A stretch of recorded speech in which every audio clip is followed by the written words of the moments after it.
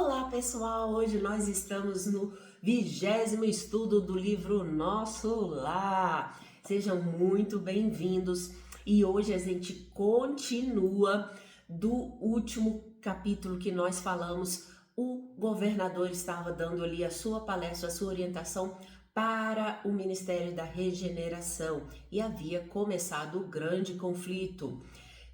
E começa então aqui André Luiz conversando com Tobias, dizendo que ele queria participar daqueles 30 mil que iam fazer a defesa de Nosso Lar. E aí Tobias disse: não, meu amigo, você ainda não tem condições, você mal começou uma tarefa aqui conosco. Lembra que tinha poucos meses ali que André Luiz estava trabalhando nas câmeras.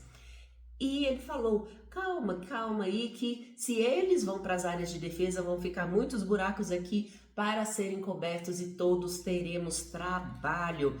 E que eles se contentassem em participar dos cursos sobre o medo. Lembra, gente, da importância de não se ter medo, porque isso ia agravar o conflito e baixaria a vibração de nosso lar?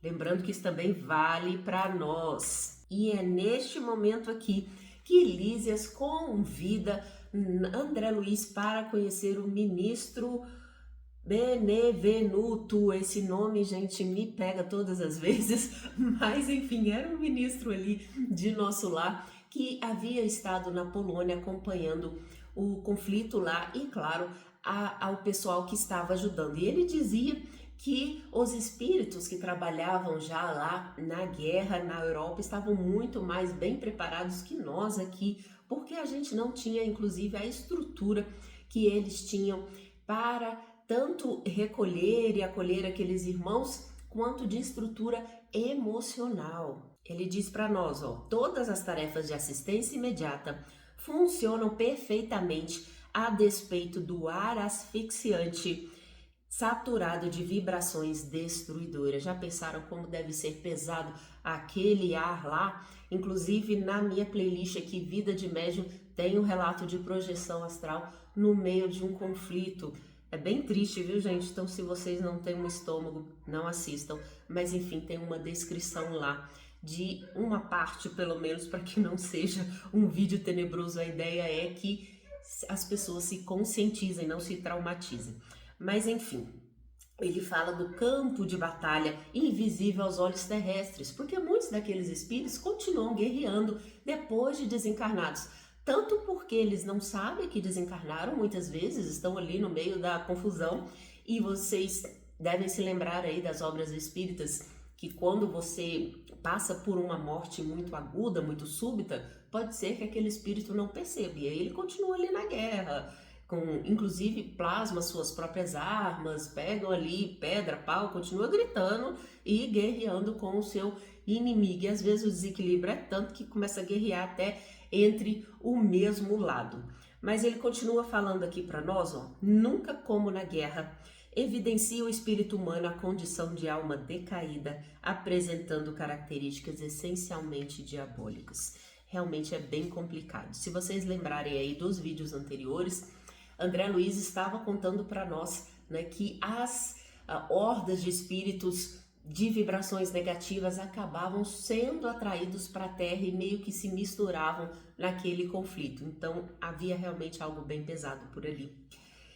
Agora, engraçado aqui, né, um tópico que o Benevenuto fala para nós: será sempre possível atender aos loucos pacíficos no lar, mas que remédio se reservará aos loucos furiosos senão o hospício?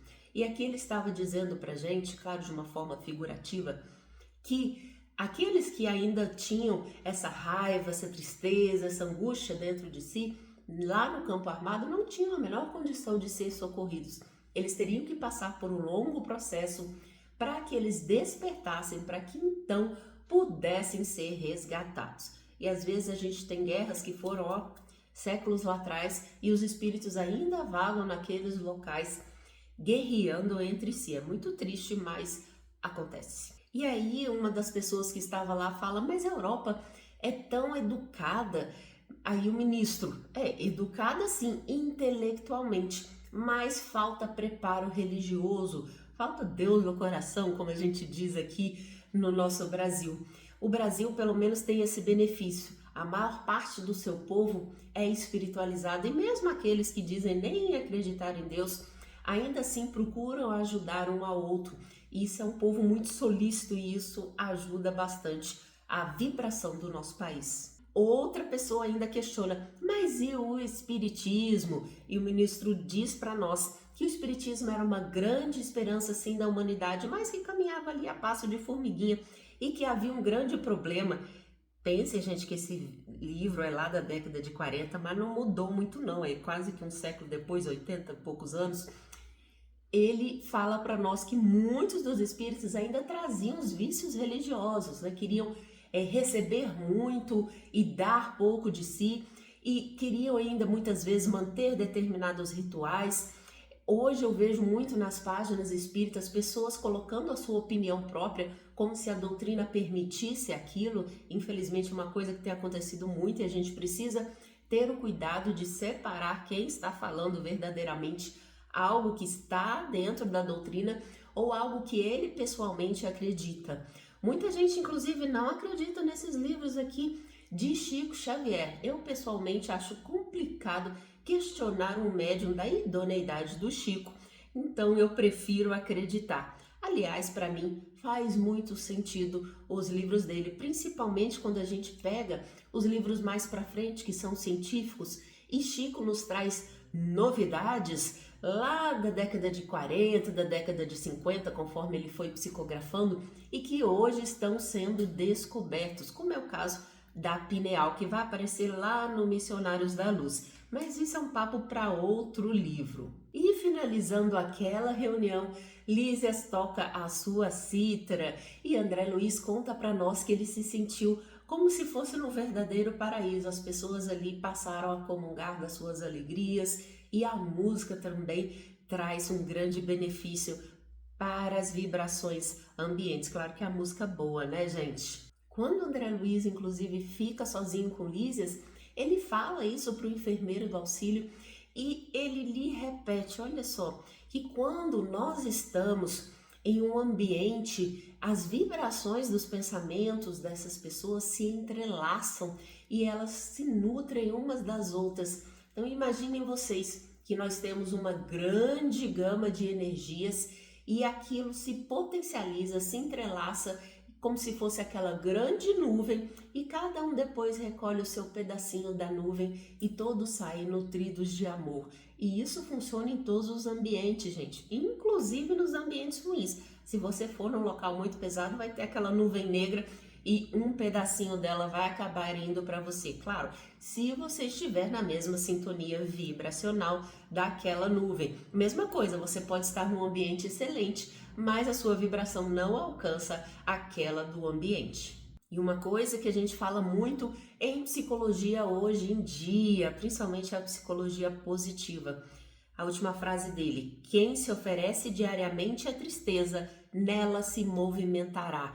Quem enaltece a enfermidade, sofrer-lhe-á o dano. Se eu só penso em doença, se eu fico imaginando que eu estou adoecido, se eu estou sempre triste e eu cultivo ainda mais essa tristeza, eu não vou sair daquele buraco, né? Eu entendo aqui, inclusive como psiquiatra, que é muito difícil a gente sair da depressão quando já está instalado ali um quadro químico. Mas quando é uma tristeza, uma angústia, um estresse do dia a dia, tudo bem que você sinta, que você sofra, mas assim que você sofreu, deu aquele abalo, levante, já vai fazer uma outra coisa construtiva para que o seu pensamento não se fixe naquele momento ruim e aí sim vai virando uma bola de neve até desenvolver um quadro de depressão. Ele nos convida aqui em termos vibracionais a estarmos numa situação diferente por vontade própria, porque ninguém vai fazer isso pela gente. Aliás, eu já vi muitas pessoas tomando antidepressivo,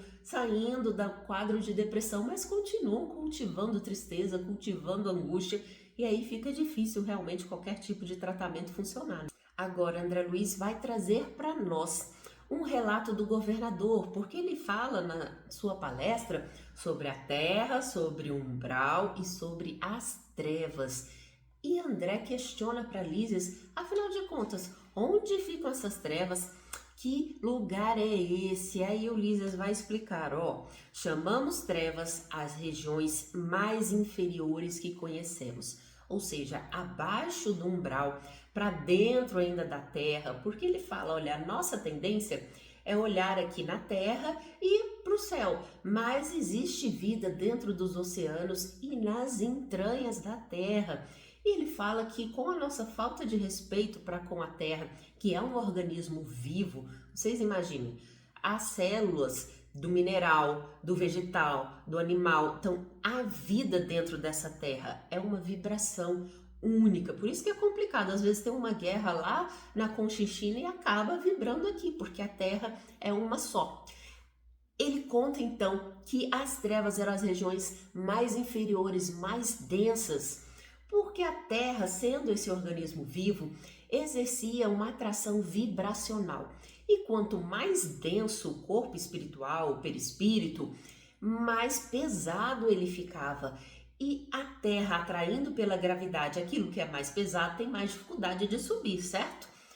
Quando você vai evoluindo, o seu perispírito vai ficando mais leve, naturalmente você vai indo para as esferas mais elevadas. Quando você cultiva as coisas ruins, sejam os remorsos, sejam a vontade mesmo de prejudicar o outro, se eu não sou feliz, ninguém mais pode ser, você vai vibrando e adensando esse perispírito e ele vai se aproximando cada vez mais da Terra. E a gravidade da Terra, ela não está aqui no solo que a gente pisa, ela está lá no centro, então ele vai sendo atraído ainda mais para o centro. E Lísias explica para a gente como é esse processo pela gravidade terrestre. Inclusive, André questionou, mas onde é que fica exatamente aí essas trevas? E Lísias traz uma afirmação interessante para a gente, olha só. Há esferas de vida em toda parte, o vácuo será sempre mera imagem literária. Então, hoje a gente conhece aí o chamado vácuo, a matéria escura, que é a grande parte do universo, são matérias que a gente não conhece, são formas de vida diferentes. E Lísias deixa aí meio no vácuo onde estariam essas trevas, dizendo que sim, há vida, elas se localizam por aqui, mas exatamente onde, né? E ele deixa meio a entender que seria aí por conta dessa atração vibracional e gravitacional da Terra, mais para o centro dela. E ali no final da tarde, André é convidado por Lísias para ir até o campo da música e ele descreve para nós um pouquinho desse campo. Eu acho que deve ser uma descrição bem aquém daquilo que o lugar significa, né? Até porque nós já aprendemos aqui que a música é uma vibração e pode ser maravilhosa. Imagina a música celeste que se encontrava no centro desse campo da música, porque ao redor ali haviam pequenos grupos com músicas mais específicas, de um gosto especial de cada um, não necessariamente algo muito denso, até porque estamos em nosso lar. Mas a verdadeira música celestial estava ali no centro e ele descreve para nós árvores maravilhosas, flores muito bonitas e eles se direcionam para lá sentindo essa vibração. Mas tem um detalhe nesse capítulo, que Lísias leva a sua noiva, porque sim, gente, tem noivado no plano espiritual. E se tem noivado, a gente consegue deduzir que tem casamento. Inclusive, Lísias fala pra gente que ele tinha um planejamento de montar uma casa com a sua noiva lá em nosso lar e planejava a sua reencarnação por volta de 30 anos a partir ali daquela data. Então ele ia sair da casa da mãe, morar com essa moça, a gente entende que haveria um casamento ou pelo menos o juntar, como dizem hoje, né, juntar os paninhos, e eles iriam morar juntos em 30 anos, reencarnariam na Terra.